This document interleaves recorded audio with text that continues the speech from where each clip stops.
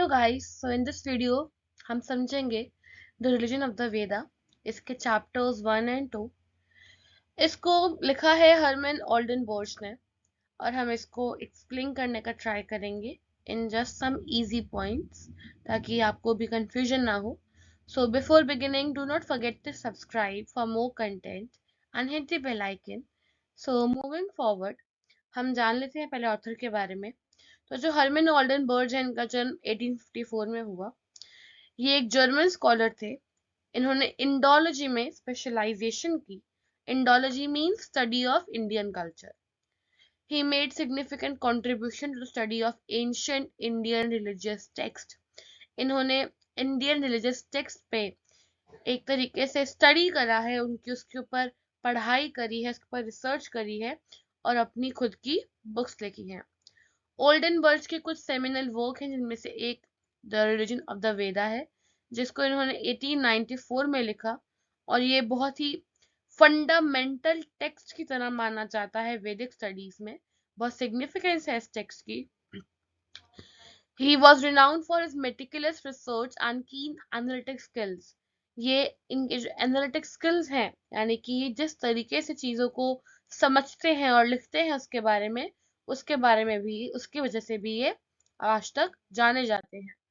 ये जो हमारा टेक्स्ट है द रिलीजन ऑफ द वेदा, ये एक स्कॉलरली वर्क है। ऑब्वियसली इस पूरे वर्क में ये बताया जाता है कि कैसे अलग अलग रिलीजियस बिलीफ्स और प्रैक्टिसेस की जाती है इंडिया में, और कैसे हर चीज को वेदों से कनेक्ट किया गया है। ये जो फर्स्ट 2 चैप्टर है जिनके बारे में आपको सिलेबस से पढ़ना है, ये फर्स्ट 2 चैप्टर इसी बारे में बात करते हैं कि हमारे जो वेद हैं उनका क्या कंटेक्स्ट है, उनके अंदर क्या लिखा गया है, उसको एक इजी तरीके से इन्होंने लिखने का और समझाने का ट्राई किया है। मूविंग फॉरवर्ड, जो हमारा चैप्टर 1 है उसका नाम है इंट्रोडक्शन टू वैदिक रिलीजन। इस चैप्टर में ओल्डनबर्ग हमें वेदों के बारे में बताते हैं। He introduces us to the Vedas.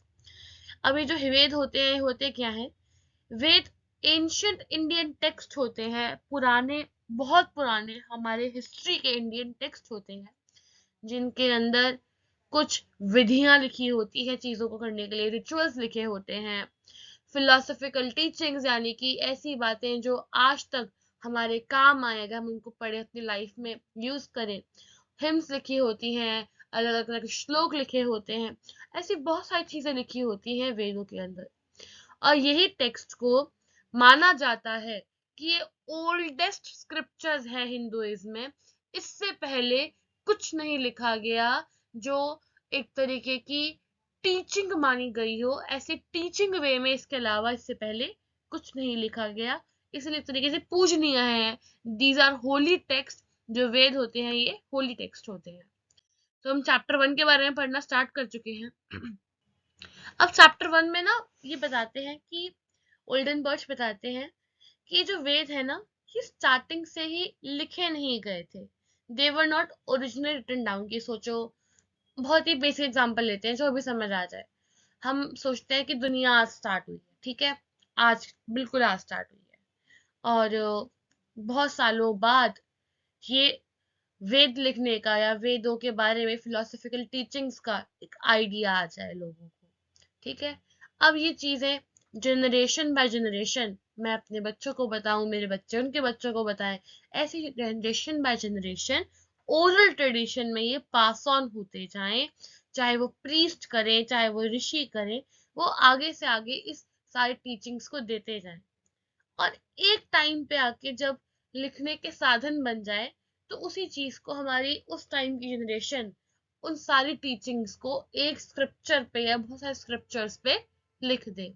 तो ऐसे ही बने हैं हमारे वेद, ट्रांसमिशन से बने हैं, प्रिजर्वेशन से बने हैं, जनरेशन बाय जनरेशन पास हुए हैं। हर जनरेशन ने उनको टीचिंग्स को संभाल के रखा, यानी कि अपने अंदर समझा उसको और अपनी अगली जनरेशन को पास ऑन किया। तो ये बताया गया है चैप्टर 1 की स्टार्टिंग में। ये बताते हैं कि हमारी जो इंडियन एंशियंट इंडिया है, वो वैदिक पीरियड के दौरान, कि उस टाइम के दौरान जब ये लिखा जा रहा था या बोला जा रहा था, बताया जा रहा था, उस टाइम पे एंशियंट इंडिया कैसा था। हमारा इंडिया जाना जाता था पेस्टोरलिज्म और नोमैडिक लाइफस्टाइल की वजह से। एक ऐसा लाइफस्टाइल जो एक दूसरे पे भरोसा करके चलता है, बहुत ही बेसिक चीजों के साथ चलता है। एक ऐसा लाइफस्टाइल जिसमें लोग बेसिक चीजों से जो आसपास मिलते हैं नेचर में, उन चीजों से अपनी जिंदगी को काटते हैं, अपनी जिंदगी चलाते हैं। ऐसा चलाया जाता था पहले का एंशियंट इंडिया, पहले का इंडिया ऐसे चल रहा था। लोग अपनी लाइफ को बहुत ही बेसिक तरीके से जीना जानते थे।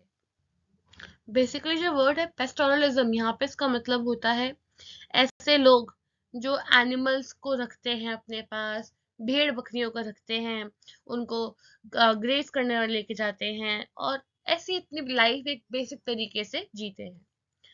आगे आता है olden birch discusses the importance of sacrifice.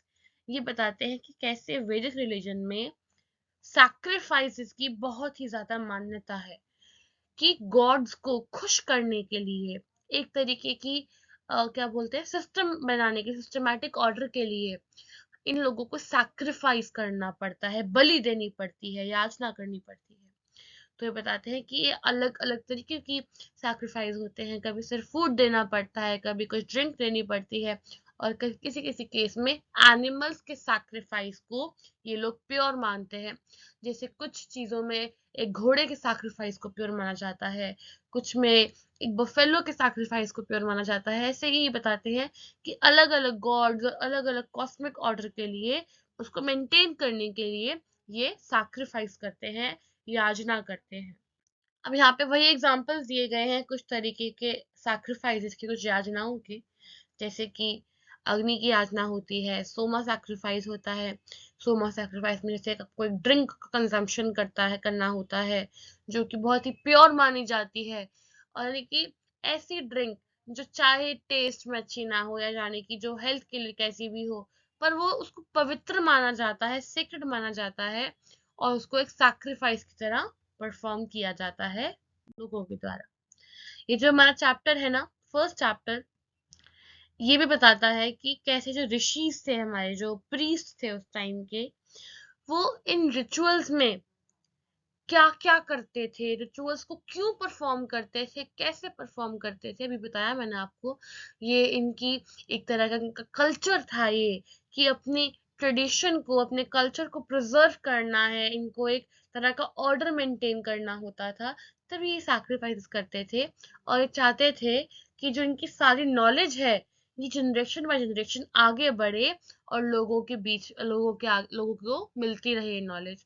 तो इसीलिए ये वेद बनाए गए, और generation by generation in knowledge को पास ऑन किया गया।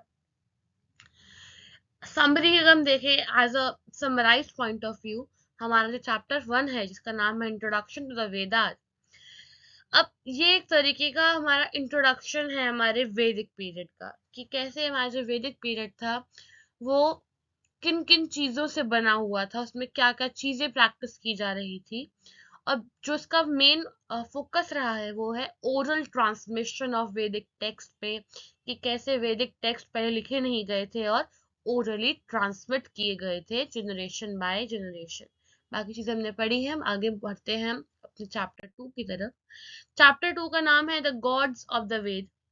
अब इस चैप्टर में ओल्डन बर्च बताते हैं कि कैसे गॉड्स को वर्शिप किया जाता है वेदों के थ्रू, कि वेद में कैसे लिखा हो गया है कि हमें कौन कौन से भगवानों को किस किस तरीके से वर्शिप करना है, कैसे उनकी पूजा याचना करनी है। आगे बताते हैं these gods are depicted as powerful beings with specific attributes, functions and mythological stories. यहाँ पे ना बताया गया है हर गॉड की अपनी सिग्निफिकेंस है, हर गॉड का कुछ अपनी स्पेशलिटी है। चलो हम कुछ ऐसे एग्जांपल लेते हैं जो हमें समझ आ जाए। जैसे काली माता, अगर आप उनको देखो तो आपको पहली इमेज क्या आएगी, मेरे बोलते क्या इमेज आई, एक ऐसी पावरफुल गॉडेस जिनकी जो टंग है एकदम रेड है, उनकी बॉडी ब्लैक है, बहुत ही ज्यादा पावरफुल लग रही है, उनके हाथों में उनके जो त्रिशूल वगैरह हैं। अब यही चीज क्या है, एक तरीके का आपके दिमाग में इमेज आ गई, एक मिथोलॉजिकल स्टोरी आ गई। आपको नहीं पता वो कितनी सच है कितनी झूठ है, क्या रियलिटी की इमेज ऐसी है, पर वेदों के थ्रू हमें चीजों को ऐसे ही पोर्ट्रे किया गया है, ऐसे ही बताया गया है, तो हम उनको ऐसे ही अभी तक मानते हैं। मूविंग फॉरवर्ड, हमारे जो सबसे इम्पोर्टेंट या इम्पोर्टेंट तो नहीं, सबसे ज्यादा जिनके बारे में बात की गई है उनमें से एक गॉड है इंद्रदेव, इंद्र गॉड। अब इनको माना जाता है किंग ऑफ द गॉड्स, इनको भगवानों का राजा माना जाता है। और also he is called as the god of thunder and rain, बारिश और तूफान के देवता हैं। अब अगर बारिश और तूफान के देवता हैं, तो एक हीरोइक वॉरियर की तरह इनको पोर्ट्रे किया गया है वेदों में, कि ये जितने भी राक्षस होते हैं उनसे लड़ते हैं और ह्यूमंस की रक्षा करते हैं, लोगों की रक्षा करते हैं। मूविंग फॉरवर्ड, एक और हमारी जो इम्पोर्टेंट, अगर हम डीटी में अपने इम्पोर्टेंट गॉड को माने, Agnidev, the god of fire. अग्नि को माना जाता है एक तरीके का इंटरमीडियरी, यानी कि एक तरीके की ऐसी मिडिल डोर जो ह्यूमंस और गॉड्स को जोड़ती है। अगर हमें कोई सैक्रिफाइस करना होता है तो हम थ्रू फायर, थ्रू अग्नि करते हैं। तो जो वो गॉड के थ्रू कैसे पहुंच रहा है, थ्रू अग्नि पहुंच रहा है। तो एक तरीके का इंटरमीडियरी माना गया है। अगर वो इंटरमीडियरी है और हमारी ऑफरिंग्स को गॉड तक पहुंचा रहा है, तो वो इस अर्थ पे, यानी कि हमारी धरती पे, एक तरीके की डिवाइन पोजीशन है उसकी, एक गॉडली पोजीशन है अग्नि की। इसीलिए अग्नि को पूजा जाता है, वर्शिप किया जाता है, और सारे सैक्रिफाइसेस फायर के थ्रू किए जाते हैं। और ये माना जाता है कि फायर, अग्नि से हर चीज प्योरीफाई हो जाती है, बिल्कुल ही शुद्ध हो जाती है, और ये ऑफरिंग्स के लिए एक प्योरेस्ट फॉर्म है। वरुण देवता हमारे एक और गॉड है जिनके बारे में इस चैप्टर 2 में बहुत रेफर किया गया है। ये बताते हैं कि ये ऐसे गॉड हैं जो कॉस्मिक ऑर्डर, यानी कि हमारी जो यूनिवर्स है उसमें चीजों की, चीजों नहीं, आई एम सॉरी, उसमें जो प्लैनेट्स हैं, उसमें जो जितनी भी फीचर्स हैं, जितने भी प्लैनेट के, यूनिवर्स के, उन सब का ऑर्डर मेंटेन करते हैं ये। और साथ ही साथ जस्टिस देते हैं, यानी कि न्याय के देवता माना जाता है इनको। वरुण देवता को, यानी कि वरुण गॉड को, ये भी माना जाता है कि ये आसमान, ओशंस और यूनिवर्स के लॉज को कंट्रोल करते हैं। इसीलिए कुछ भी गलती हो जाए या कुछ भी पाप हो जाए, तो वरुण देवता की पूजा की जाती है, ताकि गॉड, अर्थली ह्यूमन बीइंग्स को, यानी कि यहाँ पे रहने वाले इंसानों को क्षमा मिल जाए, माफी मिल जाए, उनको फॉरगिव कर दिया जाए। तो he is invoked for forgiveness and protection against sin. Soma, इनके बारे में बताया गया है। ये एक ऐसी गॉड हैं जिनको कंपेयर किया जाता है, सॉरी एसोसिएट किया जाता है एक सेक्रेड प्लांट से, यानी कि एक ऐसे प्लांट से जो शुद्ध माना जाता है। उस प्लांट का नाम भी सोमा ही है, और हमारे गॉड का नाम भी सोमा ही है। The soma plant was used to prepare a ritual drink. अभी जो हमने चैप्टर 1 में पढ़ा सोमा सोमा के बारे में, अभी आपको पता चल जाएगा आपको कि जो सोमा प्लांट होता है इसका एक ड्रिंक बनाया जाता है, इस प्लांट से एक ड्रिंक बनाया जाता है, जिसको सैक्रिफाइस के ड्यूरिंग, सैक्रिफाइस के दौरान पिया जाता है। ये माना जाता है कि सोमा प्लांट के इस ड्रिंक को पीने से, चाहे उसका टेस्ट कैसा भी हो, ये बॉडी को इंटॉक्सिकेट कर देता है, यानी कि सारी अशुद्धियों से प्योर कर देता है। और इसकी बहुत डिवाइन क्वालिटीज इसको कंज्यूम करने की, एंड इसको कंज्यूम करने से हेल्थ बहुत अच्छी हो जाती है, और गॉड से एक डायरेक्ट कम्युनिकेशन फैसिलिटेट हो जाता है, एक गॉड से डायरेक्ट कनेक्शन बन जाता है, ये माना जाता है। मूविंग फॉरवर्ड, ओल्डन बर्चे भी और गॉड्स और गॉडेस के बारे में भी बताते हैं, जैसे सरस्वती माता, goddess of speech and learning. ऐसी देवती, ऐसी हमारी गॉडेस जिनको पूजा जाता है पढ़ाई के लिए, जिनको पूजा जाता है सद्बुद्धि के लिए।